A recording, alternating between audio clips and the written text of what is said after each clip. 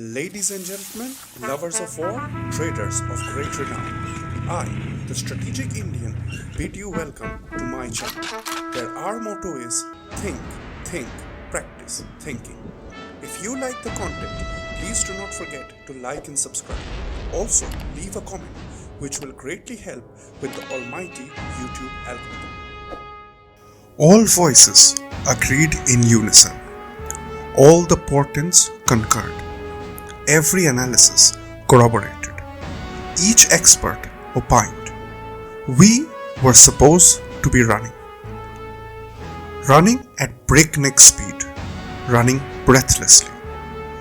Never resting, ever awake, ever vigilant. We were supposed to be running. Running away from the hordes approaching up the 20 passes in the Balkan Mountains. Running away from invisible Celts descending from the Scottish Highlands.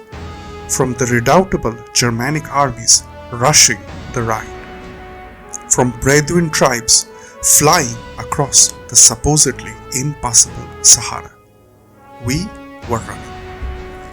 A cold shiver runs up our spine, and we feel an unquenchable thirst in our throats as we wake up wide-eyed and breathless. The enemy has massed again, and we, the rabbits of the world, are supposed to run. We are supposed to flee. Helpless rabbits that we are supposed to cower from these wolves. Today, the wolf shall be surprised as we will turn around and attack them. The old wolf shall be taught that one lesson in humility it never learned in the jungle. At Octodorum, our empire nearly collapsed when a desperate gang of gangsters descended through the alpine passes undetected. Varinians, outnumbering us 5-1, were beaten back through a unique miracle. Humiliated, they lingered near the city, ever waiting to carry out another charge. They stalk us day and night. Their eerie war chants and their ever-pounding drums keep our legionnaires awake at night or in fervent nightmares. Our damaged armies shall make an almighty push today. The rabbit will become the wolf. But first, we must weather another blow by the proud Dacians. Their recruitment centers have been running non-stop, their forges churning out spears and shields to equip their inexhaustible armies. Our first legion is still inching forward to their capital, every day another 30 kilometers. Realizing the peril, extraordinary steps are being taken in the Dacian capital to stop our inexorable push. The rabbit has become the wolf, who shall not be hunted anymore. So as we saw the last time, we have a gigantic infantry heavy army of the Dacians which has moved in to attack us because they clearly see that they have the numbers and we don't have the numbers, but we're going to correct them very quickly on that. We move forward one of our horse units and to pull out their one unit of horses on the first army which is approaching. While the second army does have a horse, it's still pretty far away. And we move our horses in such a way that they are lured by one of the units, while the other two horses, which are very competent because those are Germanic horses fighting against scout equites or raiders, whatever these are, they will do much better. So one, it's a flank charge, and second is this is a Germanic horseman fighting scout equites. Now, what surprises me is the Dacians apparently have scout equites. They have an ability of recruiting scout equites. That blows my mind, because first you would have to have a rally field, then you would have to make a cavalry corral, and all of that they are doing while they have just been created by the Visigoths, out of territory of the Eastern Roman Empire. The Eastern Roman Empire does not have a cavalry corral or rally field at Skupai, which is the capital of the Dacians. So they just magically get these troops. It really makes no sense. I would understand it if these were mercenaries, but they're not. These are scout equities that they had. Anyways.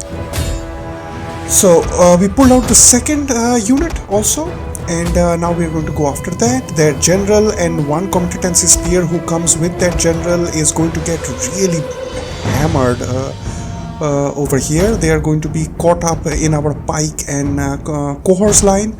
Our cohorts can throw pili at them, and that will be very interesting for their cavalry which is coming in. We're going to stop our Hunnic horse archers from firing. We'll go to heavy shot and we will move towards their general. His general is very easy to spot because he's got a sword unit. There, the first general is dead. So yeah, that Palatina guard is the only one which is a sword unit, and all they are bringing are a large amount of competency spears. So I have to be careful that I don't charge my horses into competency spears, because they will still absorb that charge like anything. And the way I want to do it is that I want to intermingle my infantry along with my pikes, with the general close behind, because the general which has been killed of the Dacians is not the leader of this main army. So this main army will not have debuffs. My projectiles are a bit hopelessly out of place, and they are also very tired because I used precision shot. This is a pretty relaxed battle. I have also taken my Hunnic horse archers to pull 2 units of competency spears on a wild goose chase, 2, and then 1 more is also near that Hunnic horse archer. So they are just following, and that helps me quite a lot, because this entire army just doesn't arrive quickly, and it arrives piecemeal, which is something we want.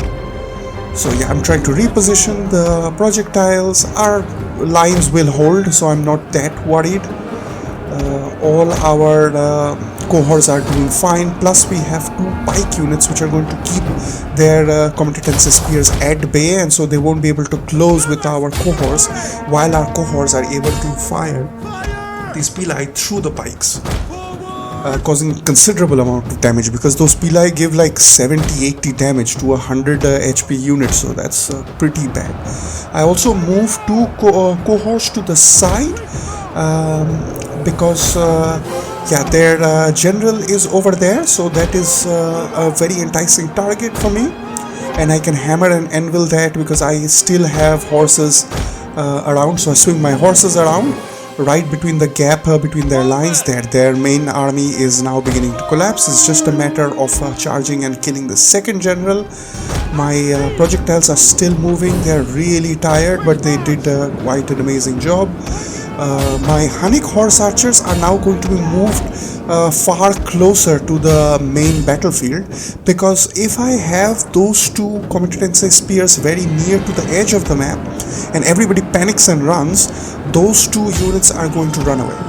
And my aim in this fight is to ensure that this army is destroyed over here. Both these armies need to be destroyed, and in the next turn we are going to go and attack directly their capital and raise it to the ground, because yeah, this headache I really don't want to take. The Gepids are the worst headache in the history of the game. All of these emergent factions like Illyria, Gaul, Hispania, if you don't play Total War and you allow these factions to be created, because you allow all of these hordes and migrating kingdoms willy-nilly into your kingdom, there we got both of them. So then they create all of these emergent kingdoms which just make a mass of spears and then send them hurtling down to your cities where they are undefended. We don't want to do that. We want to be preemptive, and we want to take them out, and we control the speed in which they are taken out. Right. Funny thing, Dacians, Mircea Eliade attempted in his book From Zalmoxis to Genghis Khan to give a mythological foundation to an alleged special relationship between Dacians and the wolves. Dacians might have called themselves wolves, or once the same with wolves, suggesting religious significance. Alternatively, Dacians draw their name from a god or a legendary ancestor who appeared as a wolf. So yeah, that is why this episode, it's really significant that we as rabbits, that's what the game wants us to be. Western Rome constantly harassed, badgered, destroyed by thousands of factions. We are the wolves which are going to charge again. We are the rabbits which are going to charge against the wolves. And this is the prime example. The Varanians, so the turn ends, we fought a few rebellions, and we are now going to go for the Varanians. Because the threat that the Varanians posed, if we have to put that in magnitude, that is really not a small threat. What first of all they did is that they got uprooted from their territory, which is all the way in northern Poland. Then they migrate willy-nilly, almost undetected. I detect them outside of near Uburzis, the burnt Alemannic kingdom, and I expect that they will go towards Colonia Agrippina. That's why I keep a legion over there, often in ambush stance. If there are no armies nearby, or I expect armies to come. So they should have seen Colonia Agrippina and gone towards that. That is really one of the places for all of these tribes to go to. They don't do that. They come and slink past all of our spies and cities and everything, and just magically appear near Octodorum. And the fight that we had to do in Octodorum, really, I had to take like a 14-hour nap after that. That was really something. I was exhausted, man, and that is one fight I really never want to do again. It was not only exhausting, it was draining, and once I won that, just by the skin of my teeth, it also doesn't give you this accomplishment, because my scout equities got completely destroyed. I had only one unit of scout equities, and then I couldn't even mop up anything, and I had tremendously tired infantry running after their hurlers, which run much faster than heavy infantry. I couldn't catch up to them, so most of this army is intact, and all we had is one other lucky break where they lifted the siege, and we could recruit 2 cohort units, because if we didn't have those 2 cohort units, which you can see on the screen right now, I wouldn't have a center line. And with the amount of hurlers they have, if I don't have a central line, if I don't have any projectiles, because I just have one unit of broken Sagittarii and one unit of Levis Amature, that's not enough to take on this army.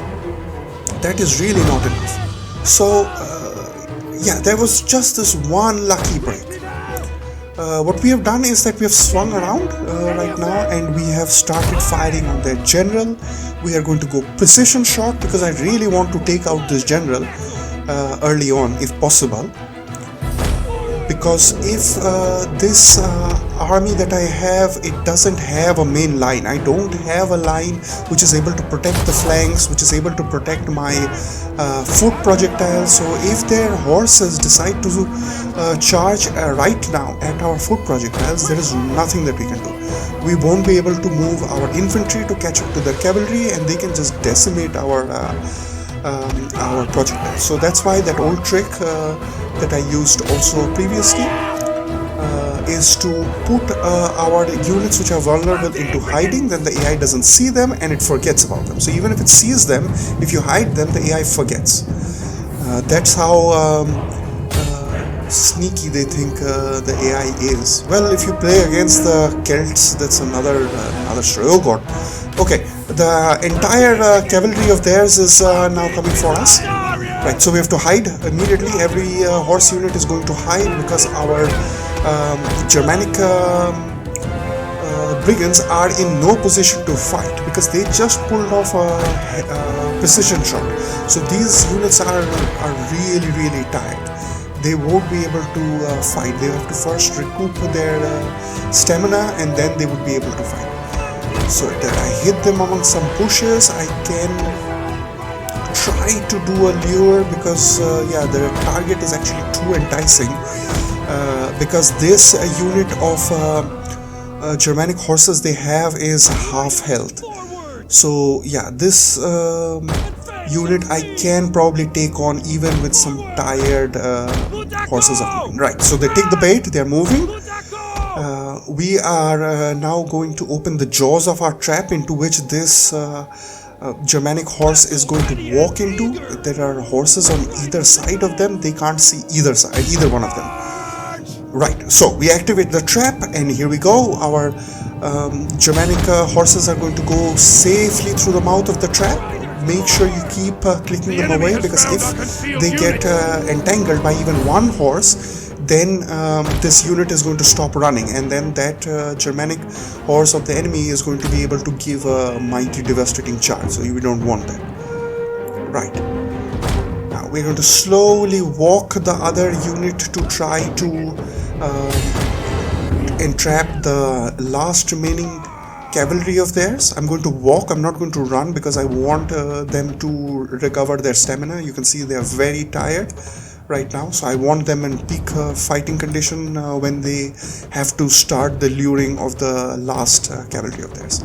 So the other cavalry has been mopped up. We'll have to make sure in this battle nobody survives. Not a single Varinian is left.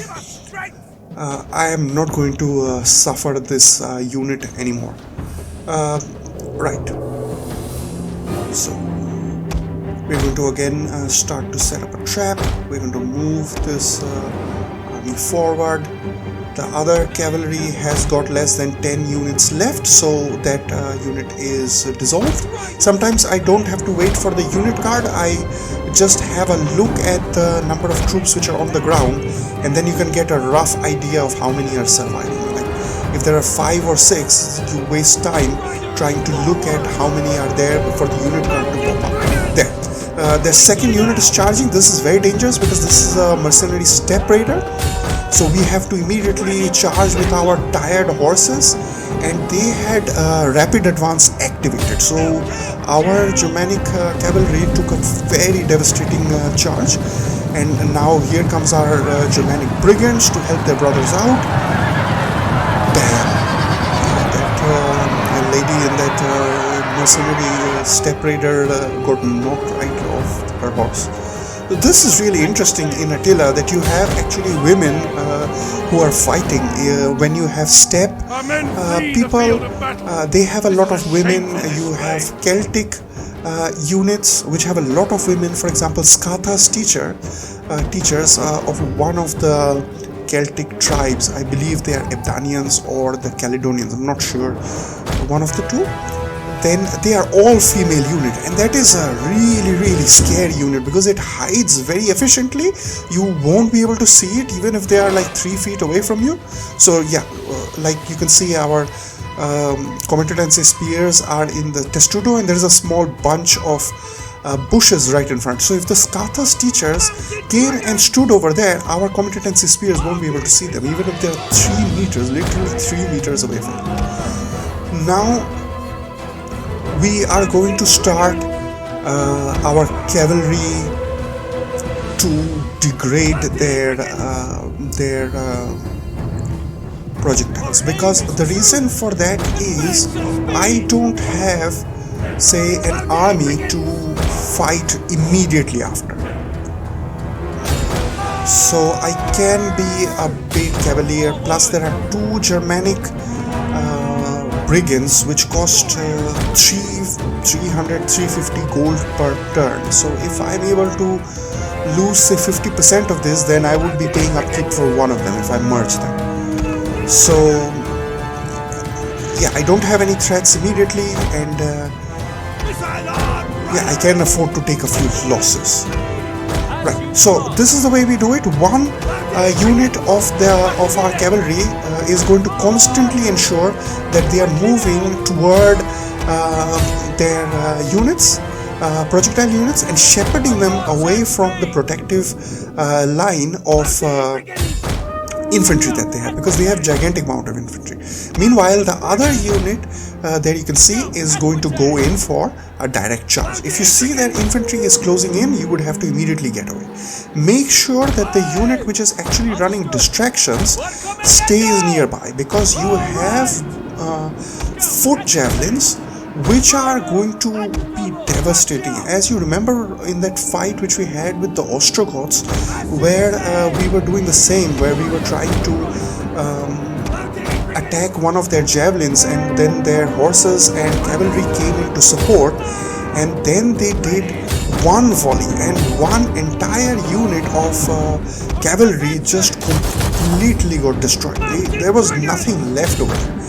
And also the javelins have quite a bit of range, and if they are able to stand and fight, which gives time to their infantry to catch up. So don't think that their Germanic javelins are going to be melted by a charge. No, these are not like the Germanic hunters or the Germanic hurlers, which are much worse when they have a charge. Also, javelins, if they are firing on your infantry line, even if they are in testudo and these are Roman infantry, the losses are pretty devastating. So the comitatense spear is getting a very, very bad hammering. Look at that, it's completely peppered like a porcupine right now, and it's just holding. And if this was not a Roman infantry, but any other infantry, whoever it be, it might be Sassanids, it might be Germanic units, until if they are not very high level units, nothing will be able to stand this. And even if they are very high level, I doubt things can stand up to javelins. Right, so now we're going to move around to take out their mercenary Germanic hurlers, because I don't want this unit fighting. This has already given me enough of a bad day. The javelins are no longer the priority. I will just charge so that they can not go back to the protective line of infantry. One of our mercenary, one of our horses are getting really fired upon. So that's why I move my scouts to scare away their javelins. But yeah, they're not getting scared. They're continuing to fire. Our other unit has rallied, so we're going to push with one of the scout equities, as you can see, and we'll try to see if the Germanic hurlers, Germanic brigands, can pull off one charge on this brigand unit.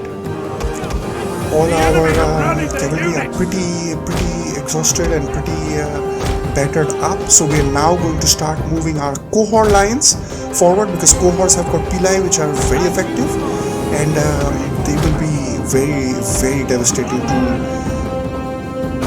these early Germanic levy units that they have. So this main line of infantry is not going to stand up to pili, and I'm also going to move up my projectiles so that they can fire. We have two cavalry units, and we are going to place them on either side so that we can catch units which are running away from whichever direction they choose to run. So priority over here is to ensure that nobody escapes, and I'm not going to come into mob right now because that javelin is there with still a few ammunition points left, and there's no point because I have this entire field of battle that they would have to run clear across to get off. None of these guys are escaping. They're pinned right now to the center of the field. So that is also what you want to choose when you are actually doing the fight. It's very important to choose. Like we are also on a little bit of an uphill, so that will give us an advantage. Our projectiles have begun to fire. Remember, projectiles are always with a limited amount of ammunition, so we have to prioritize, and priority of course is going to be the axis, or say the general, or if you see what I'm doing in this case, I'm firing on the Germanic levy spear unit, which is in the center of this mass. So any of your projectiles which are actually missing, they are going to go and hit somebody right next to the guy who is standing inside this blob. So yeah, you want to do that. You want to fire at the most concentrated place and make those near misses convert into actual hits. Our cohorts have donated a lot of their projectiles. You can't control where your cohorts fire, so yeah, they fire on whichever unit is nearer to them or whichever they feel like. Sometimes I feel so, yeah, it is the one which is nearest to them. We continue to fire. Our yes, the battle is turning into our favor. We have to make sure nobody escapes, so the mop-up continues on either directions. We have our Sagittarii won't be able to kill as many because they don't have as much damage. They are also not on a barricade. Sagittarii on barricades are really devastating. But yeah, we don't have barricades over here. This is an open field battle. Our Levis Cemetery are just having a field day. 221 people killed. Our yeah, we are going to now try to fire on that axe unit because that axe unit is still pretty dangerous. It will be a bit negated because we do have a pike within the line, so they won't be able to reach onto our cohort line. They're trying to reach up to our projectiles, so we are going to switch targets. We will move our Levis Cemetery back slightly. Meanwhile, our Sagittarii continue to fight. Both of the fights today are pretty relaxed compared to the one that we had in the previous episode on the second part. That one was really 1000 times more hectic and 1000 times more enjoyable. Yeah, but this is just a very, very patient battle because yeah, it's important that this is taken very systematically. You don't rush out and don't sacrifice your cavalry without tangible gains. So our cavalry, although they took out a lot of the enemy troops and did get battered, at least they served their purpose, and they did go and kill a bunch of their projectiles, which saved a lot of our infantry boys' life. So now everybody's going to move in. All of our projectiles are almost done firing. I'm out of patience, and we're going to swing one cohort around just in case. Our cavalry is towards the back. Our pikes are moving in, so their axes are going to be completely ineffectual. Our Sagittarii will continue to fire. Our cohorts are now coming in from the side to attack their general, and we are going to now finally send in cavalry.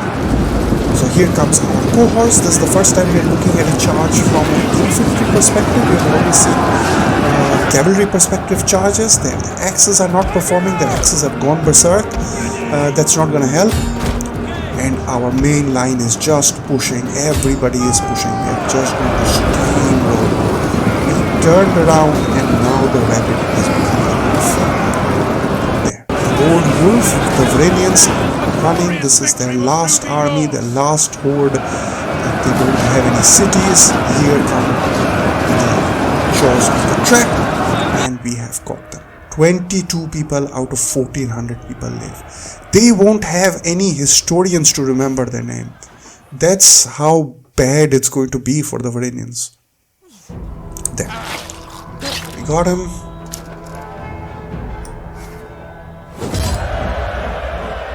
Fantastic. So yes, clear.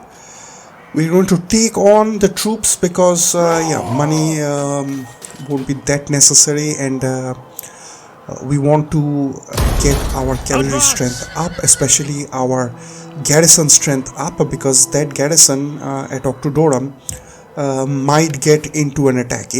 After what the Varanians have pulled by going through the Alpine passes, I'm a bit skeptical. Probably I will build a guardhouse at that place, because maybe somebody else also comes and we don't have the similar kind of luck that we had with the Varanians. Right, Varanians are out. Great news. We are going to move to Vesontio because we want to give a target for the Langobards. So I have to think of the Langobard army and make this army to be able to fight that Langobard army.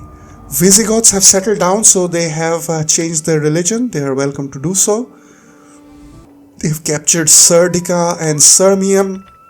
Our spy has been moving around a lot, and magically, I don't know how, I was near where the Saxon capital is, and they went and saw the Rugians out of thin air. I don't know how they did that, but anyways, they did. So yeah, well, you know what time it is. It's time for total war.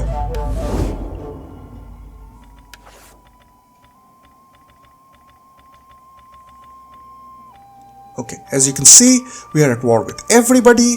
We build up minimum things. We are now incoming 6,267 gold. So that's higher than last time when we were making 4,000, I believe.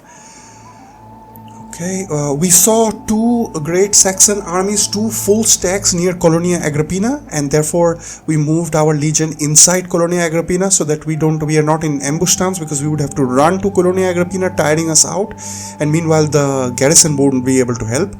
So we moved into the city. There comes both of those Saxon fights. This is going to be a very enjoyable fight. This is something that I really enjoy, far more than these textbook fights that I had to do today. But that's all the time we have for today. Please don't forget to like, share and subscribe. Post this on Reddit. I hope you're enjoying what is going on in the This is Total War series as the Western Roman Empire, and you like my playthrough style and narrative style and the storytelling that we are doing. So please comment for the almighty YouTube algorithm, and until next time, this has been the Strategic Indian signing out.